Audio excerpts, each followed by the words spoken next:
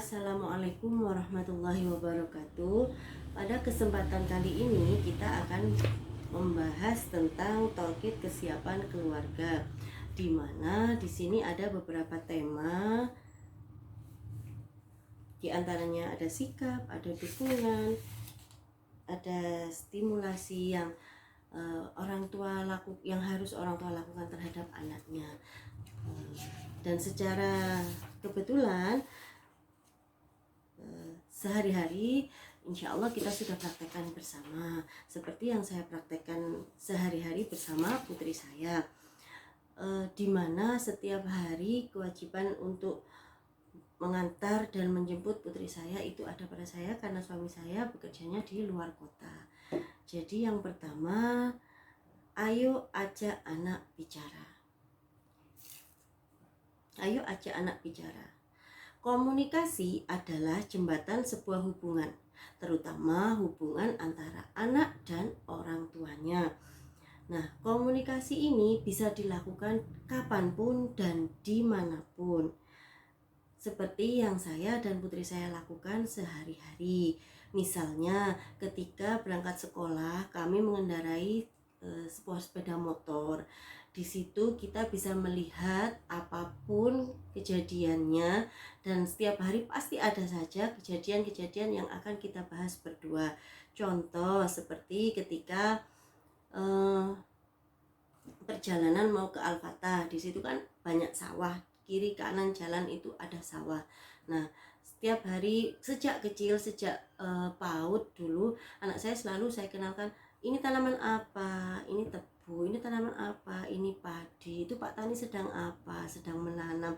Hal-hal kecil seperti itu adalah komunikasi yang terjalin antara saya dan putri saya sejak kecil. Jadi karena sudah terbiasa, sehingga saat ini setiap berangkat sekolah selalu apapun yang dilihatnya, keanehan-keanehan yang menurut dia itu aneh, selalu dia tanyakan.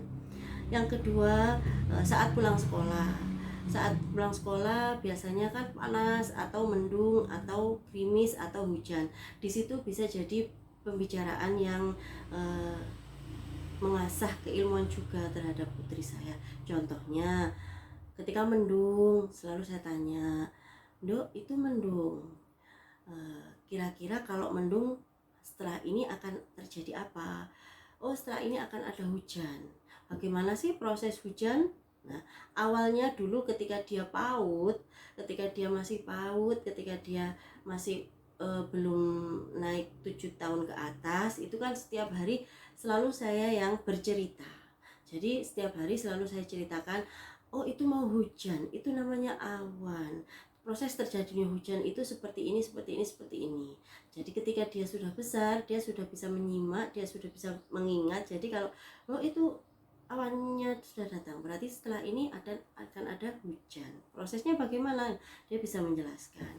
Yang ketiga, sesampainya di rumah kami selalu langsung berganti pakaian, sholat duhur, dan kita istirahat. Nah, pada saat momen istirahat berdua dengan putri saya, biasanya di situ saya mulai percakapan. Contoh kecil, bagaimana hari ini di sekolah?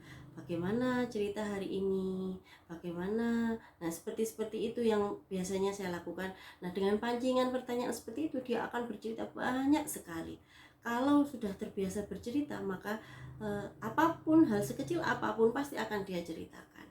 Yang keempat, saat makan malam di mana keluarga kami sudah berkumpul, di situ biasanya terjadi canda tawa atau terjadi gurauan atau pembahasan-pembahasan ringan sebelum kita makan. Terus kemudian bahkan sesudah kita makan itu biasanya tidak beranjak dulu dari meja, kita tetap ngobrol atau apa. Setelah itu baru kita berbagi tugas untuk membereskan. Itu untuk ajak anak bicara. Yang kedua, temanya adalah anak perlu dimotivasi. Anak perlu dimotivasi. Seorang anak itu sangat senang apabila dia dipuji, sangat senang apabila dia dihargai. Seperti hanya kita juga sangat senang ketika kita mendapatkan pujian atau penghargaan. Begitu pula dengan anak. Jadi kalau ada motivasi atau kata-kata yang positif, dia pasti akan lebih bahagia atau lebih senang. Contoh, ketika selesai makan dia mencuci piringnya sendiri. Nah, ketika mencuci piring itu selalu wow, hebat, pinter, ya Allah, akas sekali, atau rajin sekali, terima kasih sudah membantu dan lain sebagainya. Meskipun piringnya itu yang dicuci tidak bersih, atau masih banyak sabunnya, atau masih banyak kotoran yang kering-kering yang belum hilang, tapi biasanya itu akan saya cuci lagi kalau dia sudah tidak tahu. Artinya kalau dia sudah bermain apa, dia lengah, saya ambil lagi, saya cuci lagi. Yang penting itu adalah motivasi atau penghargaan. Yang ketiga, di sini ada tema tentang aku sayang kamu. Nah, di sini memang butuh sekali atau perlu sekali mengungkapkan kata-kata sayang terhadap anak, karena anak itu butuh sekali diungkapkan. Anak tidak akan bahasa batin atau hanya dengan batin saja dia kurang mengerti. Jadi sejak kecil saya biasakan untuk berpelukan. Jadi kalau ada kegelisahan apa, sih dipeluk sama Uma. Jadi sampai besar pun kalau dia mau tidur atau mau, mesti hari ini kita belum, bahasanya kalau saya sama putri saya itu pel atau berpelukan, itu hari ini kita belum berpelukan atau belum pel ya. Nah seperti itu. Jadi memang saya biasakan untuk mengungkapkan kasih sayang itu, diungkapkan, tidak hanya dipendam, tidak hanya dengan apa yang kita lakukan itu mewakili, tidak, tapi harus dengan ungkapan, karena anak itu pasti akan lebih mengerti kalau kita ungkapkan, atau dengan contohnya, terima kasih, sayang sekali, Salihah, kayak gitu. Nah itu perlu ungkapan. Yang keempat, tunjukkan antusiasme dan hargai anak ketika bercerita. Biasanya putri saya kalau bercerita itu tidak tahu tempat, waktu, atau apapun. Jadi biasanya ketika saya sedang sibuk-sibuknya itu selalu, mama aku punya cerita. Nah di situ kalau memang bisa dihentikan, aktivitasnya akan saya hentikan, terus saya berusaha mendengarkan apa sih ceritanya. Tetapi kalau saat itu memang benar-benar tidak bisa dihentikan, contoh sedang menggoreng mau gosong, akan saya beri pengertian, sebentar ya, 5 menit saja, ini saya lanjutkan, ini dilanjutkan dulu sama Uma, kalau ini sudah selesai nanti kita bercerita, tapi harus ditepati. Jadi ketika sudah beneran 5 menit ya oke, kita jadi audien, kita jadi pendengar atas ceritanya yang mungkin menurut kita itu nggak penting, nggak penting banget, tapi buat dia itu sangat penting, karena dia butuh explore, dia butuh mengungkapkan, dia butuh apa ya, dia butuh didengarkan, dia butuh aktualisasi, itu dia butuh. Jadi ya sudahlah, akhirnya biasanya kalau bisa langsung saya tinggal, ya saya tinggal, langsung saya dengarkan.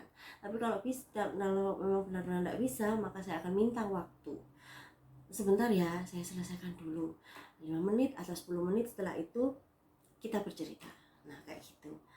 Terus yang kelima, fokus yuk ketika anak bicara, sangat penting, karena anak itu sangat kritis. Jadi ketika dia bercerita kita nggak fokus, dia akan kayak gitu, atau ekspresinya wes nggak usah, nggak jadi cerita, kayak gitu. Karena memang dia sangat peka dan sangat kritis. Jadi biasanya kalau yang menandakan kita fokus terhadap ceritanya adalah satu, biasanya saya bertanya, kalau memang jalan cerita yang dia ceritakan itu bulat atau bagaimana ruwet, mesti saya sebentar, gimana sih tadi ceritanya itu. Akhirnya dia berusaha mengurai satu persatu ceritanya sehingga saya rasanya paham. Yang kedua, jangan pernah meremehkan ceritanya, apapun, sekecil apapun yang menurut kita agak penting amat sih yang diceritakan, enggak, menurut dia itu penting, jadi jangan pernah diremehkan. Dari situ insya Allah nanti sampai besar dia akan terbiasa untuk bercerita atau komunikasi dengan orang tuanya, karena dia merasa orang yang paling menghargai dia ketika bicara adalah orang tuanya. Jadi apapun dia akan sampaikan. Jadi keterbukaan atau komunikasi itu bisa berjalan lancar ketika ada chemistry atau ada perhatian. Kalau dia mau komunikasi, kalau dia mau menyampaikan, kita perhatikan, itu kan nantinya suatu saat ketika dia besar, ketika dewasa, nggak akan ada rasa canggung untuk dia mau cerita ke orang tuanya, sehingga tidak ada yang namanya anak introvert atau tertutup, karena dia sudah sejak kecil kita ajak terbuka, kita ajak bercerita. Begitu pula dengan saya, ketika saya punya apa yang permasalahan apa yang dia penasaran, dia mesti ada apa Toma, akan berusaha saya jelaskan dengan versi bahasa anak tanpa ada kebohongan. Meskipun ada beberapa yang saya skip atau tidak saya ceritakan, tetapi tidak hindari untuk berbohong atau tanpa adanya kebohongan, tetap saya ceritakan. Meskipun ada beberapa part-part atau bagian-bagian yang saya skip tidak saya ceritakan, tapi tetap akan saya ceritakan, karena di situ dia sudah berusaha meluangkan waktunya untuk kita, mau meluangkan waktunya untuk mendengarkan kita bercerita. Jadi di situ kan momen yang sangat langka. Jadi akan tetap saya ceritakan permasalahan yang saya hadapi, tapi dengan bahasa anak-anak, sehingga nanti oh Tama nggak usah dipikir, wes gitu aja. Nah yang seperti itu dia akan merasa bahwasanya dia bisa memberikan solusi atau dukungan terhadap kita. Itu juga sangat penting sekali. Yang keenam, pekalah terhadap kebutuhan anak. Anak itu minta dimengerti, meskipun dia tidak diucapkan atau tidak dikomunikasikan, biasanya dia itu minta orang tuanya peka. Nah, di situ sebenarnya adalah tantangan kita. Saya pernah sendiri mengalami, jadi ketika dia butuh sesuatu, umpamanya contoh, dia pengen sekali beli buku tapi nggak berani ngomong, akhirnya pulang sekolah, kok tanda tanya dia pengen ini ya, akhirnya langsung saya bawa ke toko buku, dia langsung, oh nggak tahu kalau aku kepengen buku. Ya tahu kan, Mbak Ida itu kan bagian dari Uma. Jadi dulu ketika kecil ada di tubuh Uma, di rahim Uma sampai 9 bulan, sehingga yang Mbak Ida batin, yang Mbak Ida inginkan, insya Allah Uma juga tahu.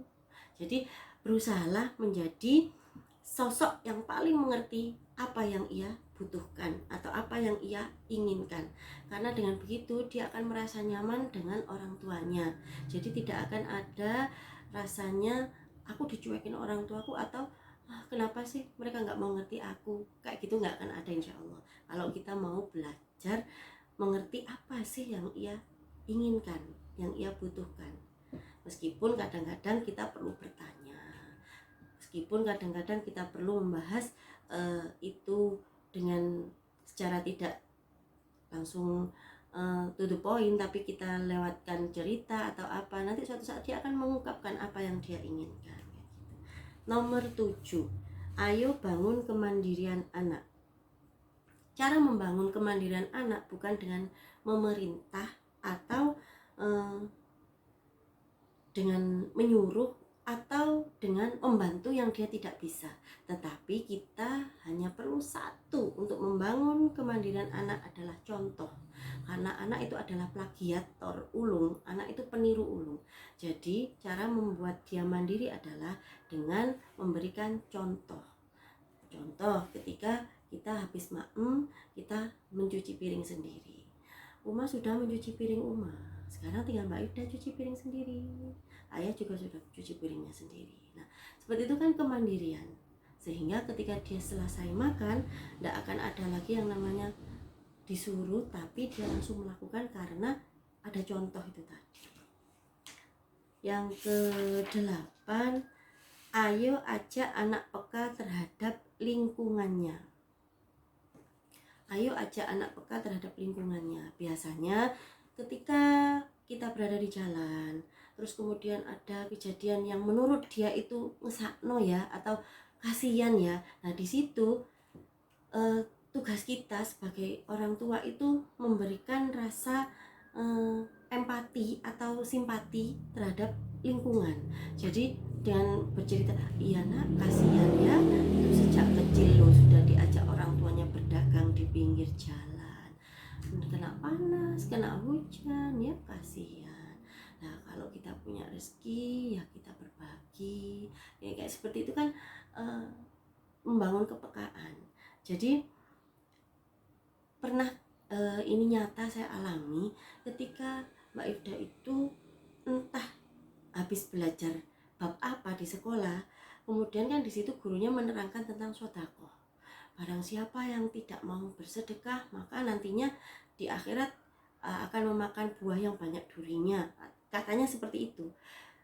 Awalnya saya ajak ke toko herbal, di situ kan menjual madu. Saya beli madu. Kemudian dia melihat kotak amal, di situ ada tulisannya panti asuhan. Dia buka tasnya, dia ambil uang pribadinya, terus kemudian dimasukkan ke situ. Saya nggak tahu, prosesnya saya nggak tahu. Terus setelah saya bayar madu, dia cerita, "Mah, aku tadi sedekah di situ." Oh, pintar, hebat, anak solihah. Kok bisa Mbak Ida tiba-tiba punya pemikiran sedekah? Iya, tadi diterangkan di sekolah kalau kita itu harus bersedekah. Karena kalau kita pelit, nantinya di neraka itu akan memakan buah yang banyak durinya. Wih, menakutkan. Nah, seperti itu kan juga membangun kepekaan. Jadi secara tidak langsung terasah ya, yang dulu-dulu dia hatinya sudah peka, dengar cerita seperti itu saja dia terenyuh.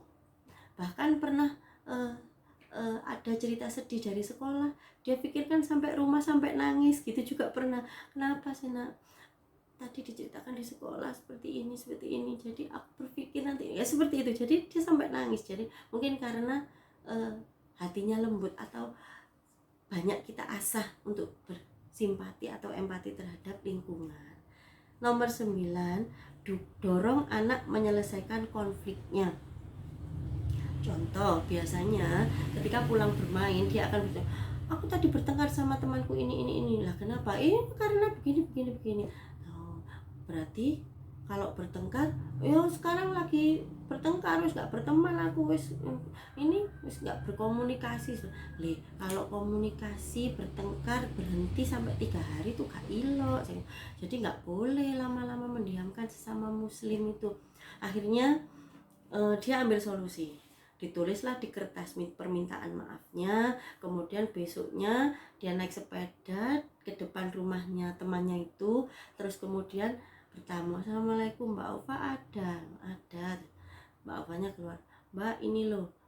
Di situ ada permintaan maaf, ditulis itu tadi, terus minta maaf ke temannya. Lah seperti itu kan memberikan solusi terhadap konflik yang ia hadapi. Terus kemudian nomor 10, ajak anak membuat jadwal kegiatan. Di sini biasanya sejak kecil memang saya biasakan untuk dia membuat kegiatannya sendiri, dari mulai bangun tidur sampai tidur lagi. Meskipun seiring bertambahnya umur, berganti pula kegiatannya atau berganti pula apa yang jadwal yang sudah dia jadwalkan berganti-ganti, tidak apa-apa. Yang penting dia berusaha untuk membuat peraturan untuk dirinya sendiri. Sekian untuk yang talkit yang pertama, yakni tentang sikap. Semoga ini membuat kita semuanya bisa menjadi lebih baik lagi untuk menjadi orang tua, karena saya juga masih sangat minim keilmuannya dan masih butuh sekali untuk belajar. Terima kasih. Wassalamualaikum warahmatullahi wabarakatuh.